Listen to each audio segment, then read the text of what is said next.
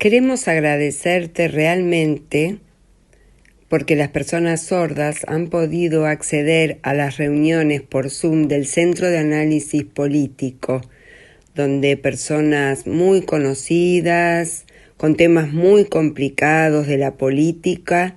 lo han explicado muy claramente y ha llegado a las personas sordas. Y te quiero preguntar, ¿cómo nació el Centro de Análisis Político? Respecto al Centro de Análisis Político, Corriente 18 de Mayo, tiene distintas acepciones este espacio. Debo decir que yo no participé desde el inicio en este espacio. Esto surgió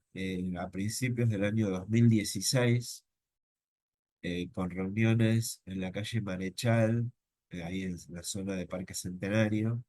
organizadas por Edgardo Moca, que fue, digamos, el fundador de este lugar, junto con Juan Bayergas, que es el que habitualmente coordina las reuniones, ustedes lo deben conocer. Ellos armaron un esquema de cursos, básicamente, o de cursos o de conversaciones sobre la coyuntura política, y ahí se juntaban 20, 30, 50 personas en distintos horarios a charlar, a estudiar, porque también eran clases teóricas donde se les entregaba cierto material de estudio y demás. Y fue un espacio de resistencia ante el cambio de gobierno que luego de los 12 años y medio de Néstor y Cristina llegó Macri. Y bueno, ese fue un espacio más de resistencia ante el gobierno neoliberal del macrismo, ¿no? Y durante todo el periodo de Macri se estuvieron haciendo estas charlas, hubo algunas jornadas más abiertas que se hacían directamente en el parque. Y finalmente, a partir del año 2020, a consecuencia de la pandemia, deciden dejar de hacer, por imposibilidad concreta de hacer las reuniones presenciales, y se les ocurre armar a partir de la plataforma Zoom las reuniones tal como las conocemos en este momento. Y eso tuvo una explosión porque, por un lado, el núcleo inicial siguió participando, pero ahí fue donde nos incorporamos una gran cantidad de personas por conocimiento. Yo fui compañero del colegio secundario de Edgardo Moca y él es el que me acercó a este espacio, pero también eh, llegó gente de todo el país, porque la posibilidad de la virtualidad hacía que se pudiera ampliar el espacio. Bueno, luego se agregó Ricardo Aronski, ya participaba en algunas de las reuniones, no era habitué, pero participaba en algunas de las reuniones presenciales en la Marechal. También Edgardo había entrado en contacto con Amado Udú, que en algún momento estuvo preso, ustedes sabrán, y cuando sale en libertad, la primera semana de ya estar en libertad, digamos, no en libertad, sino en prisión domiciliaria, ¿no? Ya participó en una de estas reuniones, y bueno, y luego se fueron incorporando otras figuras como Silvia Rosqués, como Pablo Fondevila, como Rocco Carbone, como Alejandro Giscarbó, todas personas que en su momento fueron invitadas, porque a partir de los contactos se fueron invitando muchas personas y muchas de ellas se fueron quedando. Entre otras también dos figuras muy importantes que generaron importantes debates en la época del gobierno de Alberto, con distintas posturas, como es el caso de Horacio González o de Jorge Alemán. Jorge Alemán participaba desde España. Para él, las 8 de la noche nuestras eran las 2 o 3 de la mañana allá en España, y él participaba con mucho placer, y se armaban unos debates muy, muy interesantes. Creo que es un lugar eh, básicamente de discusión y de difusión política. No es un partido político, no es acá no vamos a decidir,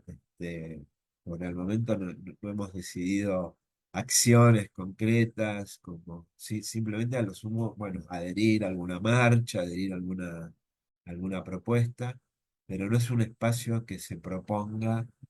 una construcción política, más bien es un tema de educación, de difusión, de intercambio.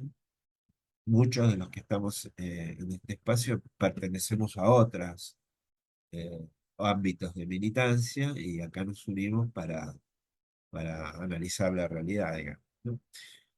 Corriente 18 de mayo la bautizamos en su momento porque el 18 de mayo del año 2019 fue el famoso video de Cristina donde ofrece la candidatura presidencial a Alberto Fernández, pero no lo tomamos por eso como fecha de identificación, sino por el contenido de ese video, donde Cristina, entre otras cosas, planteaba la necesidad de una unidad muy amplia para poder ganar las elecciones y una unidad mucho más amplia todavía para poder gobernar. Luego, el gobierno de Alberto y de Cristina tal vez no cumplió con las expectativas, en parte por la situación objetiva que se dio, que fue, bueno, la pandemia, la sequía, la guerra en Ucrania, más errores cometidos, falta por ahí de unificación o de haber armado un programa de gobierno claro para que contemplara las distintas corrientes que formaban parte de ese frente de todos, digamos, pero evidentemente no fue exitoso este último periodo de gobierno y de alguna manera eso, no digo que es la causa, pero facilitó el triunfo de Milei en diciembre de 2023, ¿no? Pero el espíritu de ese 18 de mayo, de la unidad, del campo nacional y popular, sigue vigente, y más en estos momentos donde tenemos este gobierno neofascista, bueno, no sé cómo calificarlo, pero básicamente esa es una buena opción, ¿no? Eh, que estaba arrasando con todas nuestras libertades, nuestros derechos y que requiere,